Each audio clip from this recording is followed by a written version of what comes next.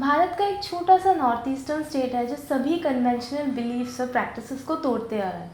तो जब भी कोई स्टेट केमिकल फार्मिंग को पूरी तरह से बंद करने की बात सोचता है, तब पॉलिटिकल विल और कंपनीज थोड़ी करने देंगे, ये प्रैक्टिकल थोड़ी है, ये सब सुनने मिलता है। लेकिन सिक्किम ने पूरे स्टेट को 100% ऑर्गेनिक बना दिया। तो ये कैसे किया सिक्किम ने? उस समय जो मुख्यमंत्री थे श्री पवन चामलिंग, उन्होंने बड़ा इसमें इंटरेस्ट लेकर खुद ही डिक्लेयर किया था स्टेट लेजिस्लेटिव असेंबली में सन 2003 में। तो हम लोगों को भी समझ में नहीं आया कि ऑर्गेनिक फार्मिंग करते हैं क्या, होता क्या है। और विश्वास करिए, यहाँ पर बहुत कम लोग हैं जिन्होंने विदेश में या इधर उधर कहीं प्रशिक्षण लिया है।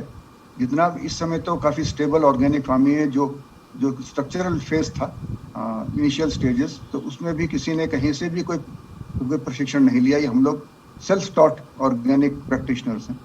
तो ओवरऑल कंसर्न यह था कि सब तरह की हमारा एनवायरमेंटल कंसर्न भी प्रोटेक्ट होगा, और साथ में हम लोग जो हमारी जो स्ट्रेंथ है उस पर हम लोग काम कर सकें। और ये एक्सपेक्टेड था कि थोड़ा बहुत हमारा टूरिज्म भी बढ़ेगा और थोड़ा बहुत इन्वायरमेंट, हमारा बहुत अच्छा इन्वायरमेंट है वो प्रोटेक्शन हो जाएगा। तो इन सब चीज़ों को मद्देनजर रख के मुख्यमंत्री महोदय ने वो इसकी घोषणा करी। मगर किस्मत की बात यह है कि अगले 5 साल वो जीतते रहे। इस वजह से ही मेरे हिसाब से वो एक पॉलिसी डिसीजन जो लिया गया उसको बहुत अच्छी तरह से इम्प्लीमेंट कर सके वो, और उसको उन्होंने डेडलाइन उसी समय दी थी कि 2003 में कि 2015 के एंड तक हम लोग जैविक बन जाएंगे। मगर उनको पता नहीं था कि इलेक्शन तो सारे जीतेंगे या नहीं जीतेंगे। फिर भी मगर इसमें सब लोगों का योगदान रहा है, सब लोगों ने बड़े जोश से काम किया है। हम लोगों का रिसोर्स ऐसी भारतीय कृषि अनुसंधान परिषद का रिसर्च बैकअप था, टेक्नोलॉजी बैकअप हम लोगों ने दिया था, पैकेज ऑफ प्रैक्टिसेस बनाने वगैरह का। बाकी कृषकों का बहुत बड़ा इसमें सहयोग और योगदान रहा है। जितने भी सरकारी कर्मचारी थे उस समय काफ़ी जोश से काम किया है, बहुत डेडिकेशन से काम किया है उन लोगों ने। तो ये पूरे टीम वर्क थी, और वो क्योंकि बहुत छोटा राज्य है, आप बहुत चीज़ें आपके अपने नियंत्रण में रख सकते हैं।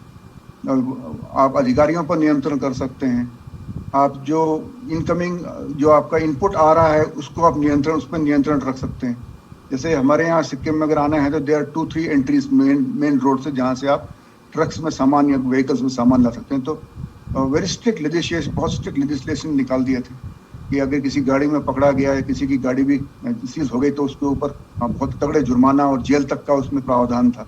तो ये ऐसे बहुत बड़े कड़े इसमें कदम उठाए गए थे, और वो खुद मॉनिटर करते थे। स्टेट लेवल कमेटी थी, उसकी चेयरमैन वही थे, और पर डे उनका everyday day to day basis पे उनका मॉनिटरिंग रहती थी, क्योंकि वो एक बहुत प्रेस्टीज इश्यू था उनके लिए, क्योंकि पूरा देश इसका मजाक उड़ा रहा था। हमने भी बहुत इसका रिडिक्यूल झेला है Bharat as a researcher also. हम लोगों को बोल दिया जाता है क्या जैविक बात करता है, it's not possible. I have listen to this statement. तो आई वाज ऑल्सो टोल्ड कि भाई ये बेकार की बातें बकवास मत किया करो, जैविक कुछ होता नहीं, organic farming is not possible, ये बोला था। मगर हम लोगों का क्या था, हम लोगों के जो उस समय डायरेक्टर थे उन्होंने भी हम लोगों को बहुत इनकरेज किया, क्योंकि ओवरऑल जो था एक चीफ मिनिस्टर की डायनेमिक लीडरशिप थी, और उनका बहुत तरह के सर्वेलेंस थे उनके, क्योंकि he had the entire machinery, state machinery with him. तो सारे जो उनके तंत्र थे, चाहे वो पुलिस के तंत्र हों चाहे इंटेलिजेंस के तंत्र हों, तो उनसे वो पूरा उनकी खबर उनको डे टू डे बेसिस पे उनको खबर मिलती रहती थी कि किस तरह से यहाँ प्रोग्रेस हो रही है, कहाँ पे क्या काम है, क्या कहाँ लूप खोलें। तो बहुत बहुत जोश से काम हुआ था, इसलिए ही ये पॉसिबल ही हो पाया। और एक टारगेट मिशन ओरिएंटेड काम था, इसलिए हो गया ये। लेकिन सिक्किम ने पूरे स्टेट को ऑर्गेनिक बनाने की किस तरह से तैयारी की? हमने उस समय तो लिटरेचर भी अवेलेबल नहीं था बहुत ज़्यादा, तो अपने ही हम लोगों ने जोड़ तोड़ बनाकर किया है। क्योंकि इनपुट्स अगर देखें, अभी भी इनपुट्स का बहुत क्वालिटी में जो है क्वेश्चन मार्क्स रहते हैं बाहर से जो आता है। तो हम लोगों ने जो सिस्टम यहाँ पर स्टेट ने जो क्रिएट किया था, इनिशियल फेज था वो जो डिक्लेयर हुआ था 2003, it was known as the foundation phase. 2002 एक ही साल का था। तो प्रिपरेटरी फेज था वो 2003-2010। उसमें बहुत सारा इंफ्रास्ट्रक्चर क्रिएट किया गया था गांव में। जैसे अगर दी स्ट्रेंथ की या यहाँ की ताकत क्या है पहाड़ों की और उत्तर पूर्व की, कि अगर गांव में रहते हैं, थोड़ा भी शहर से बाहर रहते हैं, तो पशुपालन एक बहुत अच्छा व्यवसाय है यहाँ।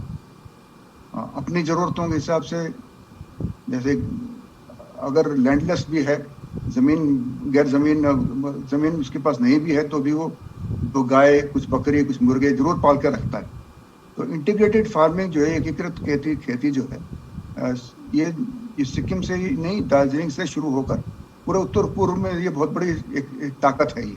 इसलिए आप देखेंगे कि उत्तर पूर्व बंगाल में आपको कहीं भी फार्मर सुसाइड के एक भी केस नहीं मिलेगा आपको, क्योंकि किसी एक स्रोत पर आधारित नहीं है यहाँ की खेती। हम लोग एकीकृत खेती करते हैं, तो आमदनी के कई सारे स्रोत होते हैं हमारे। फसल फेल हो गई तो दूध आ रहा है, अंडा आ रहा है, मछली आ रही है, मीट आ रहा है, मुर्गा है, हमारे पास बकरी पाल रखी है, सुअर पाल, piggery is a very important, pork is a very important dietary component. तो सब तरह के कंपोनेंट्स हमारे पास रहते हैं। If you see organic any of the animal source, animal origin manure, whether it's cow manure, whether it's goat manure, sheep manure, poultry manure, pig manure, all of them are very rich in all nutrients. If you use a combination use करेंगे तो आपको complete diet मिलता है एक plant के लिए। तो मगर वो वॉल्यूम घटाने के लिए आपको चाहिए, सिस्टम चाहिए। तो हम लोग रूरल कंपोस्टिंग यूनिट्स बनी, काउ यूरिन पिट्स बनी, वर्मी कल्चर हैचरीज बनी, वर्मी कल्चर बेड्स बने, वर्मी कल्चर यूनिट्स बने हैं।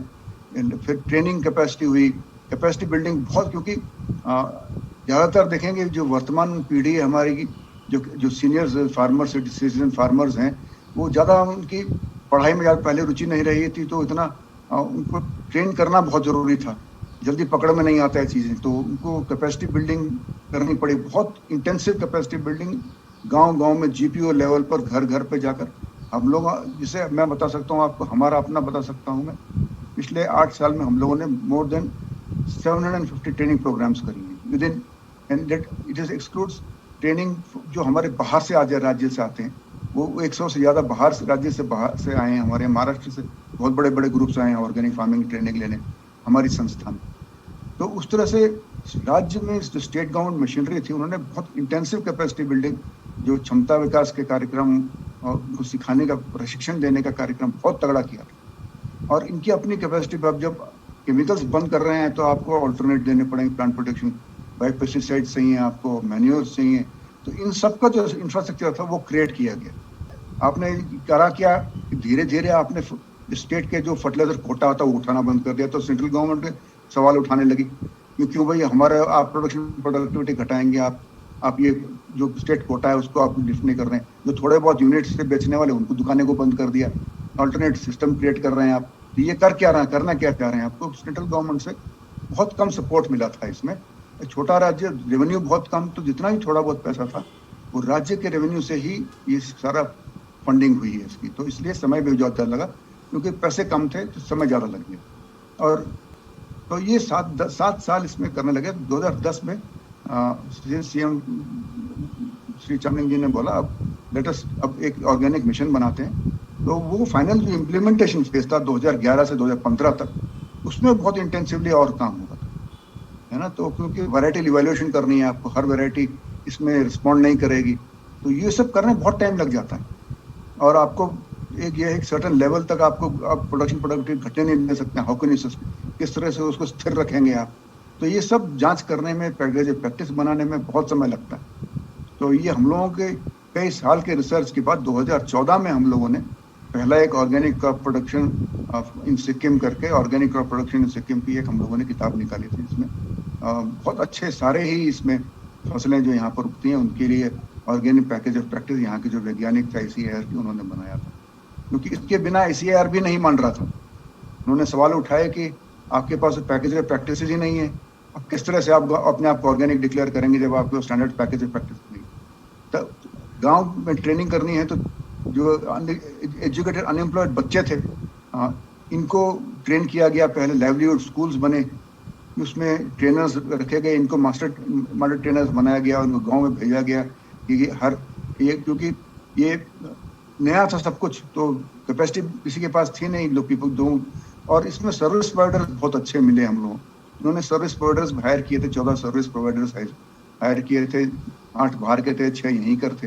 तो उन लोगों ने इन बच्चों को हायर किया और उनके पास जो नॉलेज थी, जैसे कई एक प्राइवेट कंपनीज जो पहले से ऑर्गेनिक कर रहे थे, उन लोगों को एम्प्लॉय करके बहुत इंटेंसिवली इसमें कैपेसिटी बिल्डिंग और इंफ्रास्ट्रक्चर क्रिएशन में काम आया था। और उसके बाद जो है थर्ड पार्टी सर्टिफिकेशन, क्योंकि उस समय पीजीएस तो था नहीं, पीजीएस तो अब आया है, तो थर्ड पार्टी सर्टिफिकेशन के लिए सर्टिफिकेशन एजेंसी 6 सर्टिफिकेशन एजेंसी जो है अपीडा थी, उनको एम्प्लॉय किया गया फॉर थर्ड पार्टी सर्टिफिकेशन। तो ये इस तरह से सारा ये इतना समय लग गया। ऑर्गेनिक फार्मिंग के शुरुआत में थोड़ा सा प्रोडक्शन तो कम हो ही जाता है, तो उस दौरान स्टेट गवर्नमेंट ने फार्मर्स को किस तरह से मोटिवेट करके रखा? यहाँ पर 2003 में नाइट्रोजन, फास्फोरस, पोटैश तीनों फर्टिलाइजर मिलाकर 10 केजी से ज़्यादा प्रयोग ही नहीं होता था पर हेक्टेयर के हिसाब से। तो और प्लांट प्रोटेक्शन केमिकल पूरे स्टेट में अगर मिलाएं तो वो हार्डली 3 मेट्रिक टन था। तो जो कोई खास प्रयोग था ही नहीं। जो मैंने शुरू में आपसे कहा ये कि जो है ज़्यादातर हमारी जो खेती थी पारंपरिक खेती थी, ट्रेडिशनल फार्मिंग थी, low external input sustainable agriculture system पे हम लोग काम करते थे। ऑर्गेनिक मैटर हम देखें तो हमारी मृदा में, यहाँ की मिट्टी में 1% से ज़्यादा है। वो बफरिंग बहुत अच्छी है इस यहाँ की मृदा की। अन्य जगह जैसे मेन लैंड में करेंगे या प्लेन्स में करेंगे तो वहाँ पर उत्पादन घटता है, पहले 3 साल घटता है, क्योंकि उसमें कार्बनिक पदार्थ की मात्रा बढ़ना और बफरिंग होनी बहुत ज़रूरी है, बिल्डअप होना बहुत ज़रूरी है। एक बार जब 0.3-0.4% तक आपका कार्बनिक पदार्थ हो जाएगा तब उसका जो है आपको बहुत अच्छी तरीके से आपकी जैविक खेती हो सकती है। तो यहाँ पर शुरुआत में जो है गिरा था, वो तो नेचुरली है, क्योंकि ज़्यादातर जो केमिकल फर्टिलाइजर जो यूज़ करते थे वो धान की टॉप ड्रेसिंग में यूज़ होता था और मक्के में यूज़ होता था। ये जो है अन्न वाले की फसलें हो गई। बाकी जो है सब्जियों में, आलू में और कुछ अन्य सब्जियों में डीएपी की मात्रा प्रयोग होती है। तो इतना ही यहाँ पर प्रयोग था, बाकी सब जैविक स्रोतों से पहले ही इसका प्रयोग यहाँ प्रचलित था। तो इस स्थिति में ये हमारे जो है बहुत ज़्यादा हमारे उत्पादन और उत्पादकता घटी नहीं हमारे यहाँ की। तो अगर 3 साल के अंदर हम लोगों ने इसको स्टेबलाइज कर लिया, हमारा उत्पादकता काफ़ी अच्छी है और लोग अब सब्जियों में ज़्यादा रुचि रखते हैं, क्योंकि सब्जियों में अच्छे पैसे मिल जाते हैं, धान चावल मक्के में ज़्यादा पैसे नहीं मिलते हैं। तो ये बदलाव आया है। एक थोड़ा सा कॉन्ट्रडिक्टरी व्यू मिला मुझे centre for science and environment का एक सर्वे रिपोर्ट से। तो सीएसई ने 2016 में एक टीम को भेजा था सिक्किम के 16 फार्म्स को विजिट करने के लिए। वहाँ पे उनको पता चला कि कुछ किसान थोड़े निराश है ऑर्गेनिक फार्मिंग को लेकर, क्योंकि उदाहरण के तौर पर उनका जो अदरक की खेती है, अब अदरक के पौधे में जो कीड़े लगते हैं उन कीड़ों को बायो पेस्टिसाइड्स मार नहीं पा रहे थे, जिसकी वजह से उनको अदरक की खेती में बहुत नुकसान हो रहा था। होता क्या है, देखिए, छोटी ज़मीन है, अदरक एक नकदी फसल है, कैश क्रॉप। हर फार्मर चाहता है कि मैं हर साल अदरक लगाऊं, और ये अदरक में क्या है बीमारी लगने की, क्योंकि यहाँ पर बहुत ज़्यादा मैं बताऊं, अगर आपको हमारे यहाँ जो बारिश होती है वो 3 मीटर बारिश होती है। तो imagine the volume of rainfall that I am talking about, 3 meters of rainfall, that is more than 3000 mm एक साल में बारिश होती है यहाँ पर। उन कंडीशंस में लगातार बादल रहता है, बारिश रहती है, नमी रहती है, और कई बार और होता क्या है, कृषक ये चाहता है कि मैं अच्छे पैसे कमाऊं, मगर उसको ये समझता नहीं है कि हर मिट्टी पर हर प्रकार की फसल हो सकती है, और वो समझाने पे भी नहीं करेगा, क्योंकि उसको आमदनी बढ़ानी है अपनी। तो अदरक में अगर पानी रुक गया 24 घंटे से ज़्यादा, तो वो ये लेकर चलिए, पकड़ कर चलिए कि ये इसमें बीमारी लगनी ही है। और कई प्रकार की बीमारियां हैं, कई प्रकार के इसमें ऑल्टरनेटिव वो ने पूरा इसका सिस्टम बनाकर स्टेट गवर्नमेंट को दिया है, सबको मालूम है, और किस तरह से कंट्रोल करना, नियंत्रण करना है। और इसमें सबसे इम्पोर्टेंट ये है कि फसल चक्र सबसे इम्पोर्टेंट है, कि एक साल आपने अगर अदरक एक खेत में लगाया है तो 2 साल उस खेत में अदरक आप नहीं लगाएंगे, क्योंकि एक बार अगर बीमारी आई है तो कम से कम उसमें 2 साल और बीमारी रहती है। चौथे साल आप लगाइए, उसमें बहुत अच्छी अदरक की फसल होती है। तो ये फील्ड चेंज करना, आपको खेत को का बदलना जो है फसल चक्र में, ये एक सबसे आसान तरीका होता है जैविक खेती करनी हो, कोई भी खेती करनी हो। क्योंकि बीमारी देखो, रासायनिक खेती हो, जैविक खेती हो, सब में बराबर लगती है। जबकि हमारे यहाँ जितने भी इकोसिस्टम सर्विसेज हैं, they are more than 200% higher than chemical agriculture. उसको कोई कंपैरिजन है ही नहीं। तो कहीं प्लस माइनस रहेगा, मगर ये जैविक खेती सब जगह कर सके। राजस्थान में इतना सक्सेसफुल कैसे है, मध्य प्रदेश में इतना सक्सेसफुल कैसे, महाराष्ट्र में सक्सेसफुल कैसे, कर्नाटक में कैसे सक्सेसफुल। तो दे आर बहुत अच्छी तरीके से आप इसको प्रैक्टिस कर सकते हैं। अगर कृषक आपका शिक्षित है तो और भी आसान हो जाता है उसको समझाना और सिखाना। जब शिक्षित नहीं होता है तो थोड़ा समय लग जाता है। अब ज़्यादातर यहाँ उस समय 2016 में कन्वर्ट ही हुआ था, तो कई एक जगह जो है छूट गए फार्मर, उनको प्रशिक्षण नहीं मिला होगा। मगर ये थोड़ा साल भर में कहीं ना कहीं ये रहता ही है। अब इस समय देखें आप तो जंगली जानवरों को बहुत प्रकोप है, तो जंगली जानवरों की वजह से नुकसान होता है। तो ये कई तरह की चीज़ें पूरे देश में ही होता है। तो ये है, हुआ होगा, कुछ कृषकों को नुकसान हुआ होगा। प्रशिक्षण के अभाव में भी होता है, कई बार जानकारी के अभाव में होता है, और कई बार जो है सही समय पर कृषि विभाग ने अगर सही समय पर नियंत्रण करने के विकल्प नहीं दिए हों, जैसे सोर्सेज ना दिए हों, जैसे ब्लैटॉक्स लगता है 0.25% स्प्रे करते हैं हम लोग अदरक की बीमारी कंट्रोल करने के लिए, अगर वो कृषक तक नहीं पहुंचा है और उसको प्रयोग नहीं किया उसने, तो नुकसान होगा उसका बेचारे का। उसमें उसकी गलती नहीं है, क्योंकि बहुत छोटा राज्य है और सारी चीज़ें यहाँ पर जो हैं सरकार से ही वितरण होता है यहाँ पर, चाहे वो खाद हो, अच्छी वाली खाद हो, जैविक खाद, चाहे वो जो हमारे कीड़े बीमारी के रोकथाम के लिए भी प्रयोग होते हैं ऑर्गेनिक्स, वो भी राज्य सरकार ही उनको प्रोवाइड करती है। सीएससी के रिपोर्ट में एक और चीज़ की जिक्र हुई थी, जो मिडल मैन है, जो किसानों से फसल खरीद के मार्केट में बेचते हैं, उनको फ़र्क नहीं पड़ता है कि फसल ऑर्गेनिक है या इनऑर्गेनिक। मतलब जो ऑर्गेनिक का भाव किसानों को मिलना चाहिए वो नहीं देते हैं। इसमें कितनी सच्चाई है? कोई अच्छा काम करना चाहे उसके पीछे पड़ने वाले बहुत लोग होते हैं, है ना। और सिक्किम ने पूरे देश को रास्ता दिखाया है, पूरे वर्ल्ड को रास्ता दिखाया है। तो इसको क्रेडिट ना देकर आप एक सीएससी के रिपोर्ट का आधार करके अगर इंटरव्यू लेना चाह रही हैं तो I am not interested, very clear. और मगर वो जो सवाल आपने पूछा है, यस, उसके बाद यहाँ पर 28 फार्मर्स प्रोड्यूसर्स ऑर्गेनाइजेशंस बनी हैं, और सिक्किम मार्केटिंग फेडरेशन है, दे आर लिफ्टिंग द, वो मटेरियल उठाते हैं। और कई एक इस समय जो है कई एक प्राइवेट प्लेयर्स भी हैं जो कई तरह का मटेरियल उठाते हैं यहाँ से, और उसको और एक कारण और है, क्योंकि रिमोट लोकेशंस जो होती हैं इस समय अगर आप देखें तो कई जगह बारिश में रास्ता बंद है, कई तरह के एक्सेसिबिलिटी की प्रॉब्लम हो जाती है, रोड कम्युनिकेशन की प्रॉब्लम हो जाती है। तो उसमें जो है कई बार भाव नहीं मिल पाता है। और ये तो मान्य है कृषि में, अगर आप अर्ली इन द मार्केट हैं तो आपको भाव मिलेगा, आप लेट इन द मार्केट हैं तो अच्छा भाव मिलेगा। If you are in the middle of the season तो आपको जो है जब ग्लट होता है किसी भी प्रोडक्ट का, आप महाराष्ट्र में देख लो, 1 रुपये में तो लहसुन बिकता है, 1 रुपये में प्याज बिकता है, तो उसके लिए कौन जिम्मेवार है? सिक्किम सरकार जिम्मेवार है उसके लिए। आप ये बताइए कि सिक्किम में हो रहे खेती से सिक्किम के कितने प्रतिशत आबादी को खाना मिलता है? क्योंकि यहाँ पर जो है कि यहाँ पर है जमीन 75,719 हेक्टेयर जो जैविक सर्टिफाइड है ना, और ये सारी ज़मीन है इसमें प्लांटेशन क्रॉप भी है, जैसे बड़ी इलायची बोलते हैं, तो वो भी है इसमें। और सब मिलाकर जो है ये फूड डेफिसिट स्टेट है। ये हमारा कंसर्न ये नहीं था कि हम फूड सरप्लस बन जाएंगे, मार्केटिंग करेंगे। हमारा कंसर्न ये था कि environmental issues, environment concerns address होंगे, लोगों की आमदनी बढ़ेगी थोड़ी बहुत गरीब फार्मर्स हैं यहाँ पर, और साथ में विलेज टूरिज्म बढ़ेगा तो सब तरह की डेवलपमेंट होगी। हुआ है ये तो हमने देखा है यहाँ पर बहुत अच्छी तरीके से। मैंने पहले डेटा दिया है किस तरह से more than double the number of tourist आ रहे हैं यहाँ पर अब। तो ये सब हमारे लिए ज़्यादा इम्पोर्टेंट थे।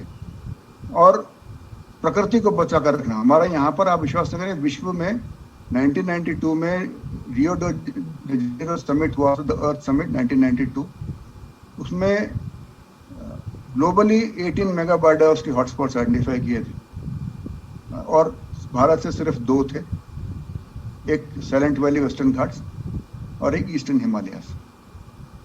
ईस्टर्न हिमालयाज में Sikkim and Arunachal Pradesh. So that is the international level of importance for जैविक विविधता from सिक्किम. एंड सिक्किम जो है हमेशा जाना जाता है very high level of biological diversity, जैविक विविधता बहुत अच्छी मात्रा में यहाँ. तो केमिकल्स जब प्रयोग होते हैं, चाहे वो फिश की पॉपुलेशन हो, चाहे वो वाइल्ड एनिमल्स की पॉपुलेशन हो, फ्लोरा हो, फौना हो, इसका नेगेटिव इम्पैक्ट बहुत है. तो मैंने अपना सारा समय जीवन मैंने एग्रीकल्चर में बिताया, तो मुझको मालूम है इसके नेगेटिव इम्पैक्ट्स क्या हैं. अब चेंजेस आने लगे हैं, नैनो फर्टिलाइजर्स आए हैं, nano particle based plant protection chemicals हैं, टारगेटेड स्प्रे हो सकते हैं, AI आ गया है. Lot of things are changing in chemical agriculture, industrial agriculture. मगर you cannot replace that has been lost. कहाँ से लाएंगे पॉलिनेटर्स आप? कहाँ से लाएंगे आप जो सॉइल में ऑर्गेनिक कार्बन खत्म हो गया है? तो it is the benefits in terms of ecosystem services जो मिली हैं, जो मिलती हैं ऑर्गेनिक फार्मिंग से, इट इज इनकम्पेरेबल. आप कहीं से किसी से इसको कंपेयर नहीं कर सकते. तो ये जो आपने कहा कितने परसेंटेज लोगों को मिलता है, यहाँ पर resident population is around 7 lakhs. अब लीजिए 1.3 lakhs of foreign tourist, 15 lakhs of foreign domestic tourist, and couple of lakhs of Indian Army, floating population of laborers who come in for various kinds of jobs. कई तरह के काम करने के लोग आते हैं, कंस्ट्रक्शन के लिए, रिपेयर के लिए, फलाना के लिए. सब लेंगे तो करीब 25 लाख से ज़्यादा पॉपुलेशन होती है. उसको 75,700 हेक्टेयर से आप खाना नहीं खिला सकते. और जहाँ पर प्रोडक्टिविटी